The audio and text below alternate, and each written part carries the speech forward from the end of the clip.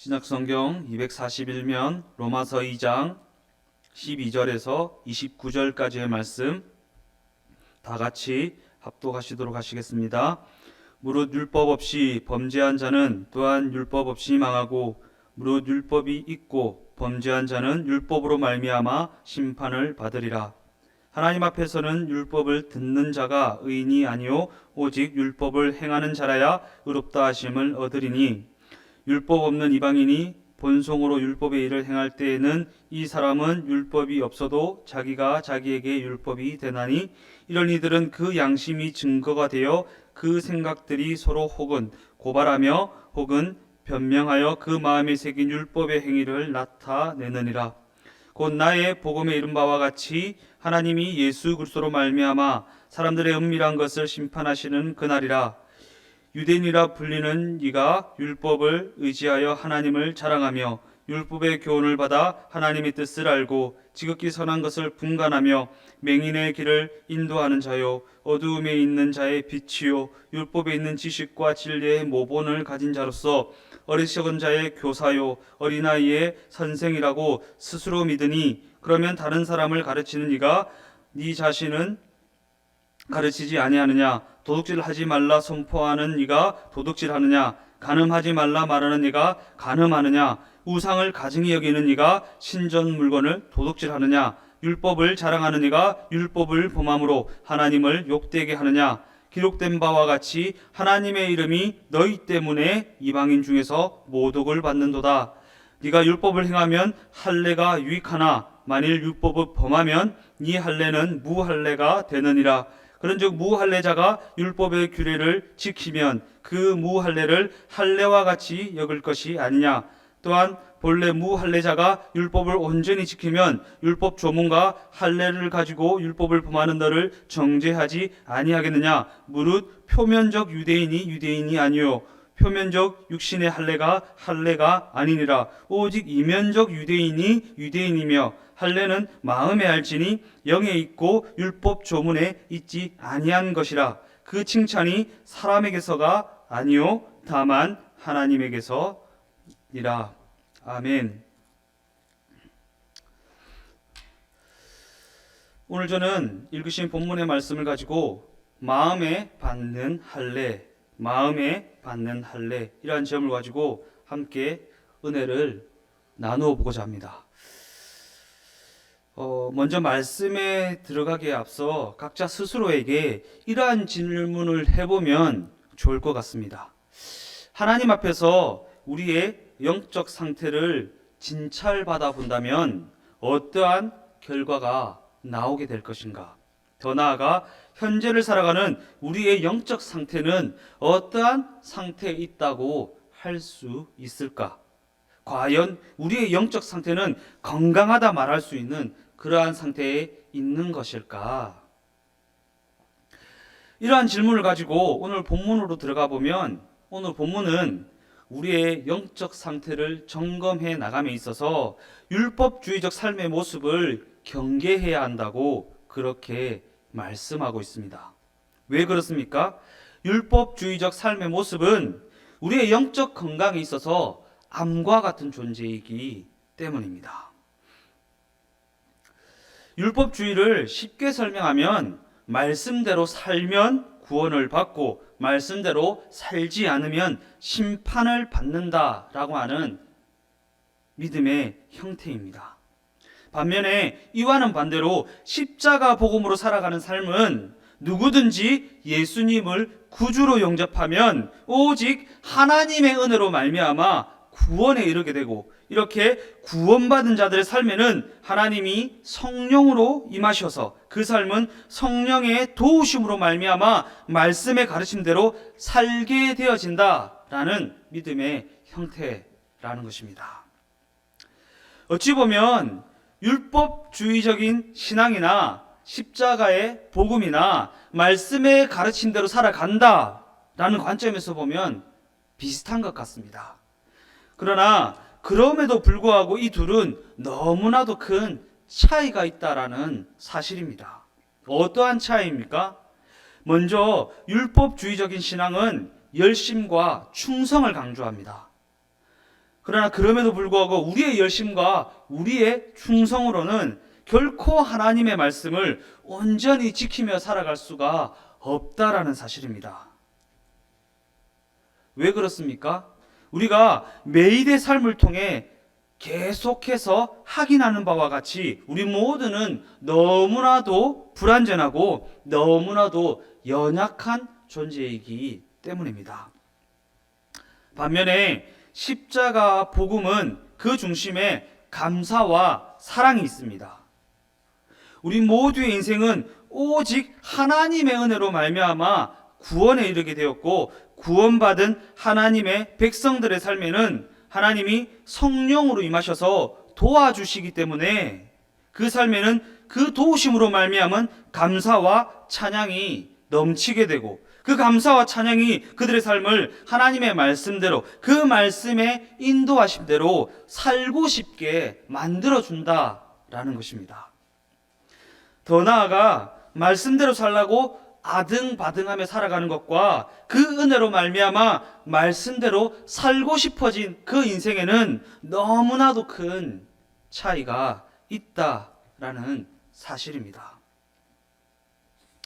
그렇다면 과연 우리는 어느 쪽에 서 있는 인생인가?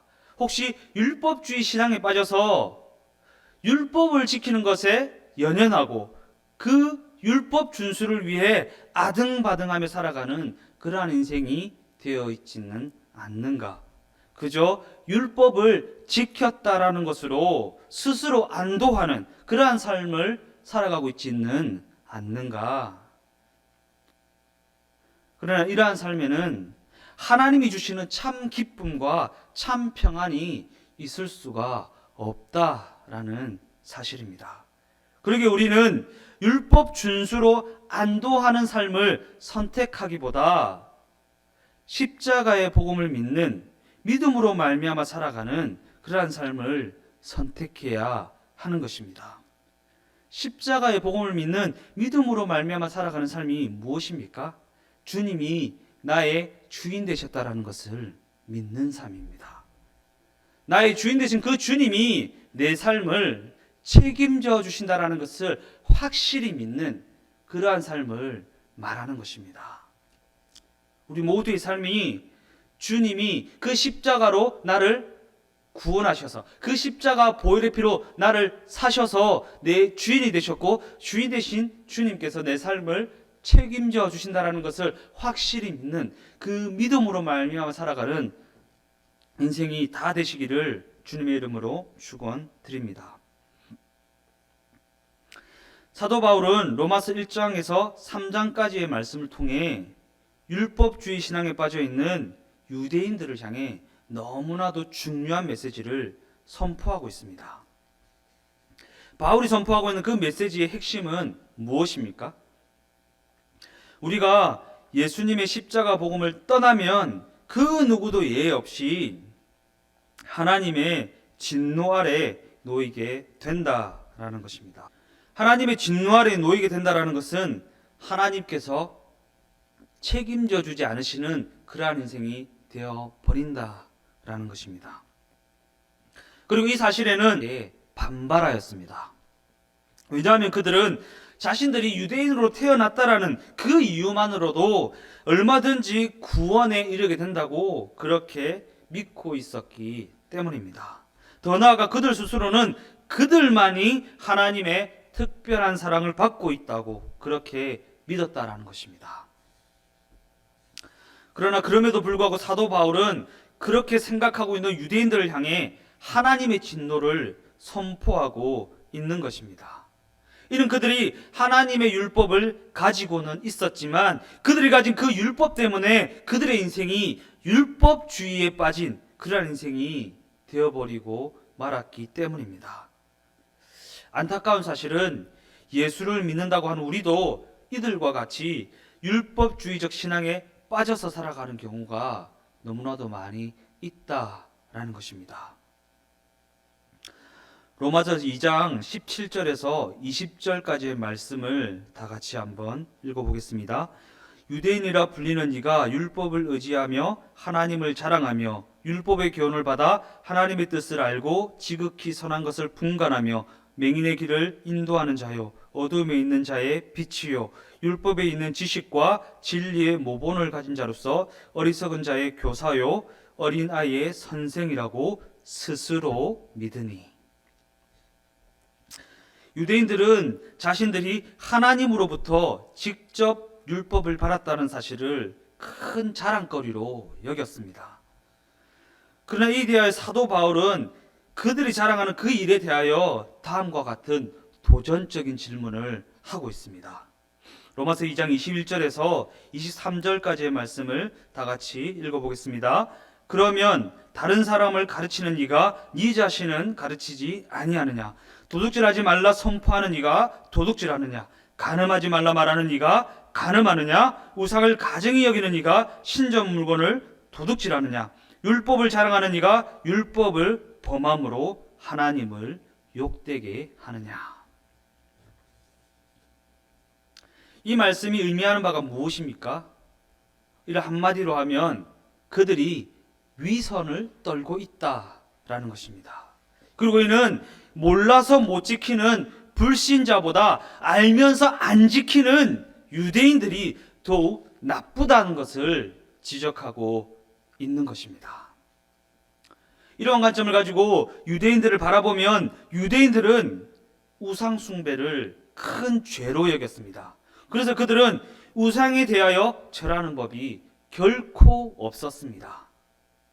그러나 사도 바울은 이러한 그들을 향해 그들의 겉모습은 우상에 절하지 않는다지만 그들의 마음의 중심은 어떠하냐라는 질문을 하고 있는 것입니다. 즉 사도 바울은 그들의 마음의 중심이 더욱 중요하다라는 것을 말하고 있다라는 것입니다. 그렇다면 우상을 숭배하는 자들의 그 마음의 중심에는 무엇이 있습니까? 또한 그들 우상을 숭배하는 그 마음의 동기는 무엇입니까? 그들이 가진 마음의 동기는 그 우상을 의지하여서 부자가 되고 싶고 세상 권력을 얻고 싶고 더 나아가 그들이 얻은 부자와 권력이라는 그 힘을 가지고 세상 쾌락을 누리고 싶은 그 세속적인 욕심 아니겠습니까? 그런 관점에서 볼 때 비록 유대인들이 외면상으로는 우상에 절을 하는 법이 없다 할지라도 그들의 마음의 중심에는 이미 우상 숭배자들과 전혀 다를 바 없이 그 욕심을 따라 세상 가치를 추구하며 그렇게 살아가고 있었다라는 사실입니다. 그래서 잠언 21장 2절 말씀은 이렇게 기록하고 있습니다. 사람의 행위가 자기 보기에는 모두 정직하여도 여호와는 마음을 감찰하시느니라. 그들이 외면상으로는 우상 숭배를 하지 않았다지만 그들의 마음에는 이미 권력, 소유, 명예, 지배욕이 가득하였다는 것입니다. 또한 그들의 마음에 쾌락을 사랑하는 마음으로 가득했다라는 것을 하나님이 이미 감찰하셨다라는 것입니다. 이처럼 사도 바울은 그들의 마음에 품고 있는 그 죄악됨을 지적하고 있다라는 것입니다. 그들은 그것이 죄가 된다라는 것을 알면서도 마음으로는 이미 그러한 죄를 품고 있었다라는 것입니다.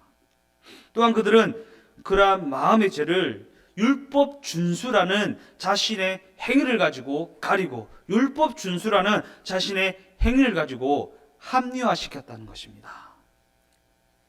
근데 이러한 그들의 모습은 아담과 하와가 선악과 범죄를 저지른 후에 무화과 나뭇잎을 엮어서 치마로 삼았던 것과 같은 너무나도 어리석은 생각이라는 것입니다. 왜 그렇습니까?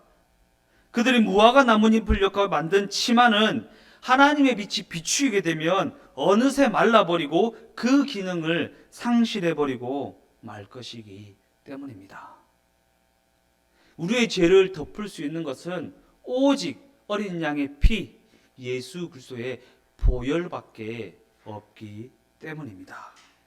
그리고 이러한 어리석은 모습이 바로 율법주의 신앙이 가진 모순된 모습이라는 사실입니다. 유대인들은 자신들이 받은 할례를 하나님의 백성이 되었다라고 하는 증거로 여겼습니다.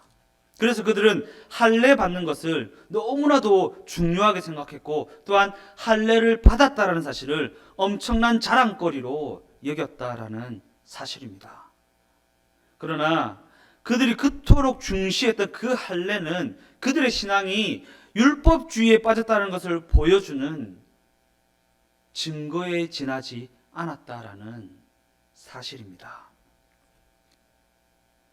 그래서 사도 바울은 이러한 그들을 향해 이렇게 선포합니다. 로마서 2장 25절에서 26절까지의 말씀을 보면, 네가 율법을 행하면 할례가 유익하나 만일 율법을 범하면 네 할례는 무할례가 되느니라. 그런즉 무할례자가 율법의 규례를 지키면 그 무할례를 할례와 같이 여길 것이 아니냐.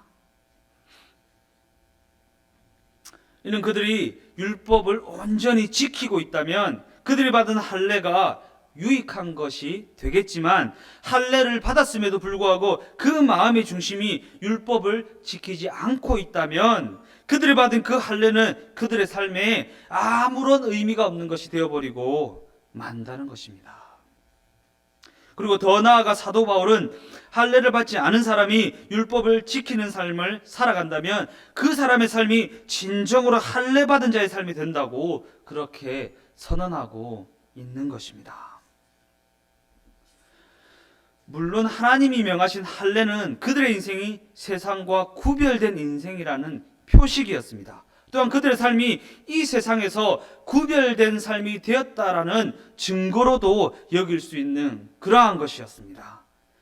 그러나 그럼에도 불구하고 하나님이 그들에게 할례를 명하신 목적은 할례를 자랑하고 할례 받지 못한 이들을 멸시하라는 것은 아니지 않겠습니까? 그러나 그들은 자신이 할례 받은 민족이라는 것을 자랑하고 할례 받지 못한 이방인들을 멸시하는 만행을 서슴없이 저질렀다라는 사실입니다. 어떻게 했습니까? 할례 받지 못한 이방인들을 개와 같이 여기는, 개 취급을 하는 그러한 만행을 서슴없이 저질렀다라는 사실입니다. 더욱 안타까운 사실은 때때로 우리도 이와 유사한 함정에 빠질 때가 많이 있다라는 것입니다. 어떠한 함정입니까? 유대인들이 할례 받은 것을 자랑했던 것과 같이 우리는 성령 체험했다라는 사실을 매우 자랑스럽게 여긴다는 함정입니다. 그러면서 우리 마음속에는 성령 체험에 대한 은근한 자랑과 은근한 자부심이 스며들어 있다라는 것입니다.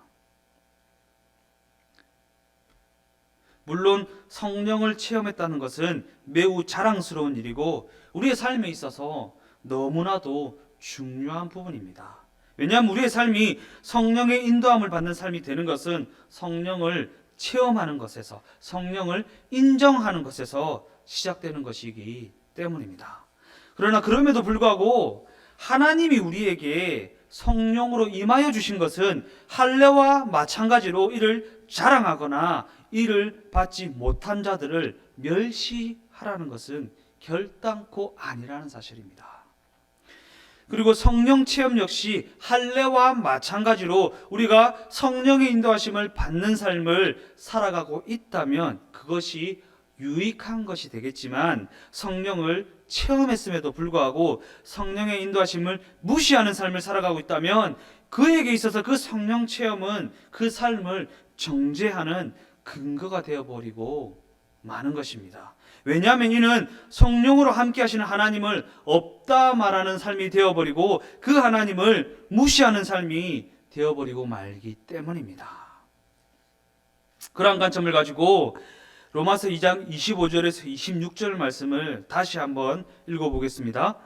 네가 율법을 행하면 할례가 유익하나 만일 율법을 범하면 네 할례는 무할례가 되느니라. 그런즉 무할례자가 율법의 규례를 지키면 그 무할례를 할례와 같이 이길 것이 아니냐. 할례나 성령 체험이나 모두가 다 전적인 하나님의 은혜이고 값없이 주시는 하나님의 선물입니다. 그러기에 우리가 그것을 자랑한다는 것은 하나님의 자랑을 내 것으로 가로채는 것이고 하나님께서는 하나님의 자랑을 가로채는 그 행위에 진노하시는 것입니다. 그래서 고린도전서 1장 29절 말씀은 이렇게 기록하고 있습니다. 이는 아무 육체도 하나님 앞에서 자랑하지 못하게 하려 하심이라. 우리 인간은 아담과 하와의 타락으로 말미암아 율법 준수로 의롭게 될 가능성이 완전히 사라진 죄악된 존재가 되어버리고 말았습니다. 그러나 그럼에도 불구하고 율법주의에 빠져 있는 사람들은 내가 율법을 잘 지키면 얼마든지 의롭게 될 수 있다라고 그렇게 생각했다라는 것입니다. 그로 인해 그들의 신앙생활은 무거운 짐을 지고 가는 것과 같이 너무나도 힘이 들고 너무나도 고통스럽습니다. 스스로가 스스로를 올가매는 것입니다. 스스로가 스스로의 삶을 고통스럽게 하고 힘들게 하고 스스로가 스스로의 어깨에 짐을 지고 있다라는 것입니다. 신앙생활을 위해 늘 무엇인가 열심히는 하고 있는데 그럼에도 계속해서 넘어지고 계속해서 실패하고 넘어지고 실패하는 그 모습에 끊임없이 좌절하고 그로 인해 그 마음에 나는 안 된다, 나는 못한다라는 패배주의적인 생각들이 자리 잡게 되는 것입니다. 그리고 그러한 패배주의적인 생각들은 그 사람의 삶의 모습을 위선적인 모습으로 변질시켜버리고 마는 것입니다. 실제로는 그렇게 살고 있지 못하지만 겉으로라도 잘 살고 있는 것처럼 그렇게 보여야 하기 때문입니다. 더 나아가 그러한 외적인 기준을 가지고 다른 사람의 삶까지도 판단하고 정죄하며 그렇게 살아가는 것입니다. 이렇게 살아가다 보니 늘 두려움이 많습니다. 자기의 실상이 드러나면 자기 자신도 그 기준에 따라 비판받게 될 것이기 때문입니다. 그래서 더 열심히 살고 또한 충성을 다하지만 그럼에도 불구하고 그 얼굴에는 늘 어두움이 가득하다라는 것입니다. 그러나 이와는 반대로 십자가의 복음을 믿는 믿음으로 말미암아 살아가는 삶에는 하나님이 주시는 기쁨과 감사와 찬양으로 충만한 인생입니다. 이는 하나님이 성령으로 임하시면 그 마음부터가 완전히 달라지기 때문이고 도우시는 성령의 도우심으로 말미암아 그 삶에 기쁨과 감사가 넘치게 되기 때문입니다. 그러한 관점을 가지고 로마서 2장 29절 말씀을 다 같이 한번 읽어보겠습니다. 오직 이면적 유대인이 유대인이며 할례는 마음에 할지니 영에 있고 율법 조문에 있지 아니한 것이라. 그 칭찬이 사람에게서가 아니요 다만 하나님에게서니라. 이 말씀을 쉬운 성경으로 다시 한번 읽어보겠습니다. 마음으로 유대인인 사람이 진정한 의미에서 유대인입니다. 그리고 율법이 아니라 성령을 따라 마음에 받는 할례가 진정한 의미의 할례입니다. 그런 사람은 사람이 아니라 하나님께로부터 칭찬을 받습니다. 하나님께로부터 칭찬을 받습니다.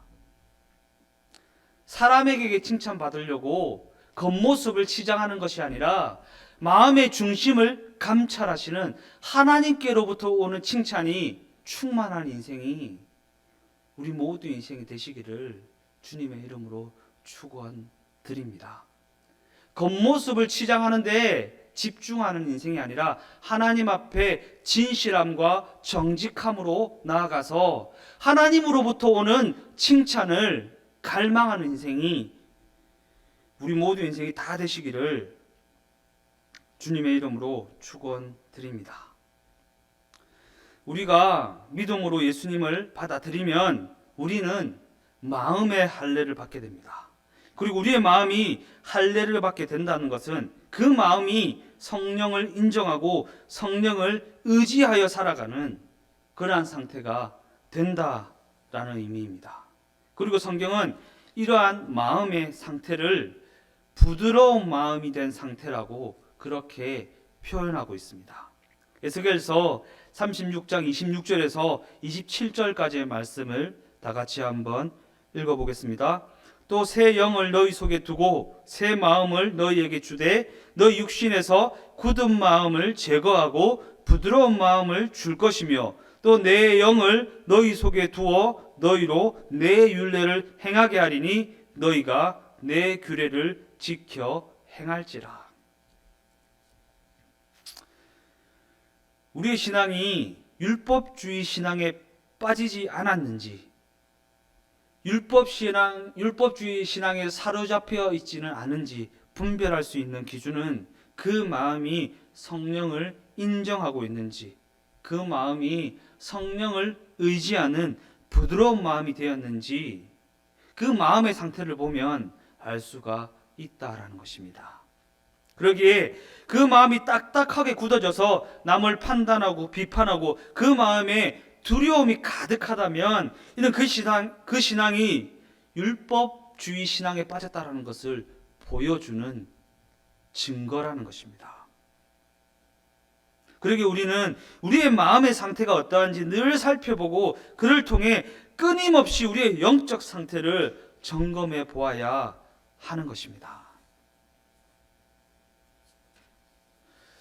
결론적으로 오늘 말씀을 마무리하면서 오늘 본문을 살펴보면 오늘 본문이 말하는 할례는 남성 성기의 표피를 잘라내는 것으로 유대인들은 아브라함 때로부터 예외 없이 이러한 할례를 받아왔습니다. 그리고 이는 너는 내 것이다 라는 하나님의 인을 치는 것이었고 그 인생이 이 세상과는 완전히 구별된 인생이 되었다라고 하는 표식이었습니다. 그럼에도 오늘을 살아가는 우리는 이러한 육체의 할례를 받을 필요는 없습니다. 왜냐하면 십자가 복음을 믿는 믿음으로 예수님을 내 마음에 영접하면 그 마음에 성령으로 할례를 받게 되기 때문입니다. 더 나아가 우리는 그러한 마음의 할례를 통해 이 세상과 완전히 구별된 새 사람으로 변화될 수 있고 하나님께서는 변화된 그 삶을 통해 영광을 받으시는 것입니다. 우리 모두의 삶이 성령의 역사하심으로 말미암아 이 세상과 완전히 구별된 새 사람으로 변화되어지고 변화된 우리의 삶을 통해 하나님의 영광이 나타나게 되며 그로 말미암은 기쁨과 감사와 찬양과 하나님의 사랑이 넘치게 되는 그러한 삶이 다 되었으면 좋겠습니다. 그러나 그렇다고 해서 율법주의자들과 같이 그러한 삶의 열매를 내 자신의 노력으로 맺으라는 것은 아닙니다. 왜냐하면 그러한 기쁨과 감사와 찬양의 열매는 우리의 노력으로 맺어지는 것이 아니라 성령께서 맺으시는 성령의 열매이기 때문입니다. 그러기에 우리가 집중해야 할 부분은 우리의 마음을 성령께 내어드리는 것입니다. 그러면 우리의 마음 가운데 임하신 성령께서 기쁨과 감사와 찬양과 사랑의 열매를 맺을 수 있도록 우리를 도와주시기 때문입니다.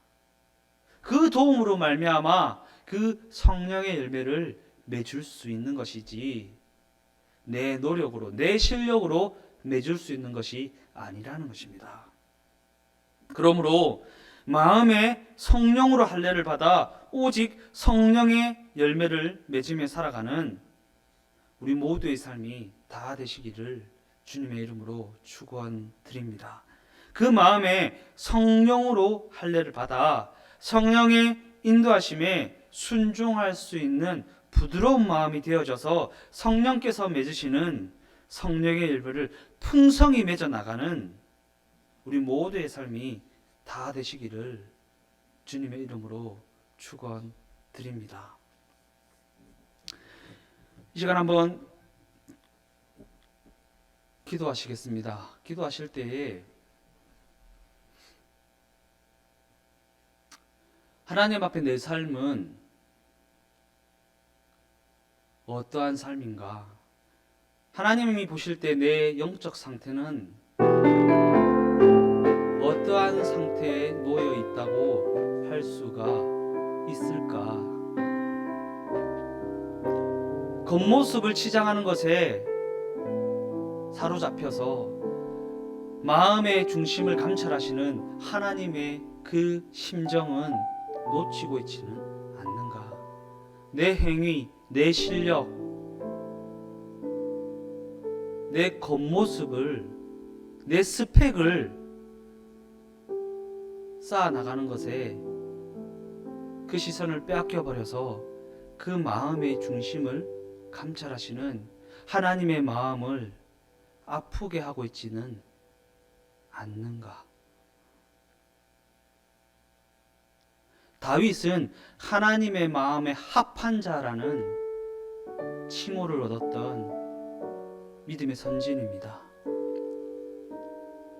왜 다윗이 하나님의 마음에 합한 자라는 그 칭호를 얻을 수 있었던 것일까? 그의 인생이 하나님 앞에서 진실하였기 때문입니다. 그 마음이 하나님 앞에서 정직하였기 때문입니다. 그래서 마음의 중심을 관찰하시는 하나님이 그를 향해 너는 내 마음에 합한 자다 라는 칭호를 선사하셨다라는 것입니다. 우리 모두 인생이 마음의 중심을 감찰하시는 하나님 앞에 정직하고 진실한 인생이 되게 해달라고, 우리의 마음이 성령으로 할례를 받아 성령의 인도하심에 민감하게 반응하고 성령의 도우심에 찬양과 감사가 넘쳐서 우리의 삶이 하나님의 말씀의 가르침을 따라 하나님의 말씀의 인도하심을 따라 순종하여 살고 싶은 인생이 되어질 수 있도록 주여 삼창하고 성령을 의지하여 기도하겠습니다. 주님, 우리의 마음의 중심이 하나님 앞에 진실하고 정직한 인생이 되게 하여 주시옵소서. 다윗과 같이 내 마음에 합한 자라는 그러한 칭호를 얻을 수 있는 축복된 인생이 다 되게 하여 주시옵소서. 그 무엇보다 마음에 성령으로 할례를 받아 새 사람으로 변화되어져서 하나님의 기준을 가지고 살아내고 싶은 그러한 인생이 되어져서 그 삶의 모습으로 인해 하나님의 영광이 나타날 수 있도록 하나님의 살아계심과 하나님의 높고 위대하심이 그 삶을 통해 보여질 수 있도록 축복하시고 은혜를 베풀어 주시옵소서. 우리의 삶을 볼 때 살아 역사하시는 하나님을 보게 되는 그러한 모습이 우리의 삶에 있어질 수 있도록 함께하여 주시옵소서. 지금은 우리 주 예수 그리스도의 은혜와 하나님 아버지의 지극하신 사랑하심과 보혜사 성령님의 내주 교통 위로 축복하심이 마음의 할례를 받아 그 마음의 중심이 하나님 앞에 정직하고 진실한 인생이 되기를 원하는 하나님의 백성들의 삶의 범사 가운데 충만하게 함께 하시기를 간절히 축원하옵나이다. 아멘.